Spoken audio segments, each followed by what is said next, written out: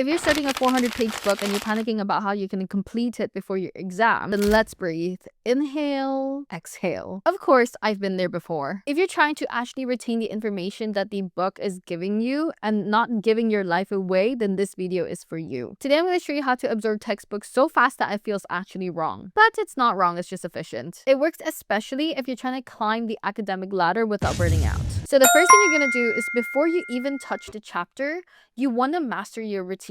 This syllabus that they give you, the chapter index, the unit outlines, these are all your gold mines. It tells you exactly what you need to know, and it tells you exactly how you need to know it as well. Most people don't even look at the scope of the subject itself. Like, I literally didn't even get it from my professor. I had to dig through it in my university website. Once you have this, it is actually super simple for you to know exactly what to focus on and what to ignore. In my thermodynamics textbook, there's literally a part where the author was describing his marriage and comparing it to thermodynamics, and I was just like, why do I need to know this? It gives your brain a clear limit so that you're not overthinking everything. It reduces your anxiety and lets you study with direction as well. Outlines are exactly how you turn chaos into control. Once you know the scope of what you need to read, you can then preview the chapters. Not by lazily scrolling, but by skimming smart. Read all the bold headings, then read the first and last sentence of each paragraph.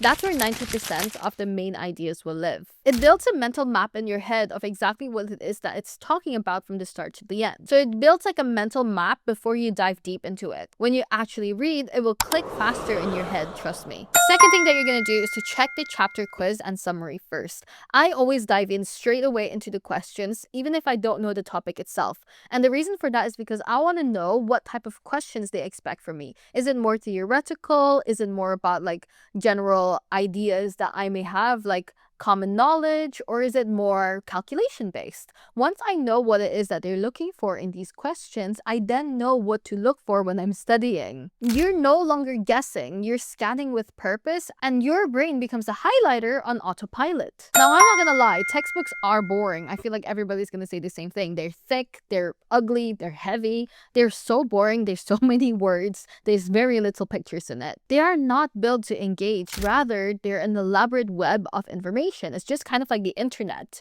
If you're just scrolling through the internet, like scrolling through Google without searching anything, it's quite boring because you're not actually looking at anything. But here's the fix. Treat reading it like a mission, not a marathon. It's just like Google once again. If you know what to search for, you will get what you look for. So use what I call as targeted reading. You don't start at page 1 and then zone out immediately. You ask the question before every section. Like, what problem is it am I trying to solve? Or why does this process matter? Now your brain has a job to look for answers, not just consume the words. Another tip as well is to chunk your reading. Set 20-minute timers, use the pomodoro timer if you need to, then pause and mentally recap. What did I just learn? Say it out loud.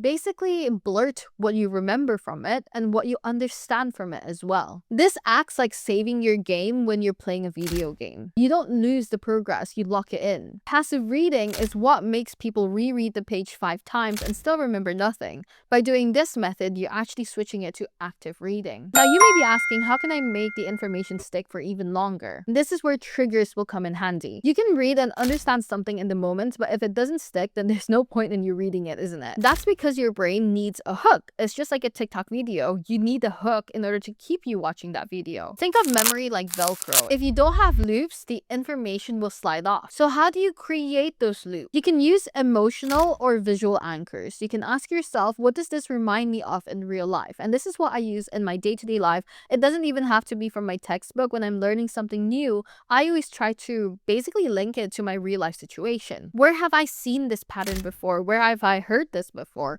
Or you can even invent ridiculous scenarios in your head in order to remember it better. You're not trying to memorize, but you're trying to attach the knowledge to something that you already know. That is the trick to memorizing something quickly. You also want to use spatial repetition here. You close the book after 5 hours of reading or something like that and try to recall what you did. You also want to try try to explain it to somebody else or even to just the mirror or to yourself. Even if it's messy, even if you don't actually remember anything, it's okay, just try. This is what the Feynman technique is. Retrieval is learning. The more you do it, the more you will remember and the more natural that it gets. And that's sort of what happens if a topic you accidentally skip does pop up in the exam because you didn't see it in the textbook or you didn't mentally think about it when you were doing your textbook. Okay, so let's say you're in the exam and you blank on a question. You don't want to panic. Recall the keywords and concepts that you already know, that you've already highlighted in your brain before, and in the exam, highlight the question as well and see if there's anything that is somewhat similar to what you already have in your mind. From here, you can actually make up a few of the answers, and while it's not going to be perfect, it's going to get you at least a couple of marks. What bigger ideas does this question link to? Is there something in your mind that you remember from this? That is how you critically recall the information instead of freezing. This is what top students do. They link, they adapt, and think in patterns. So remember, if this is your last resort or maybe a conscious decision that you want to make, remember that yes, you don't need to read every word in the textbook. If this is your last resort, or maybe this is just a conscious decision that you've made that you want to do this, just remember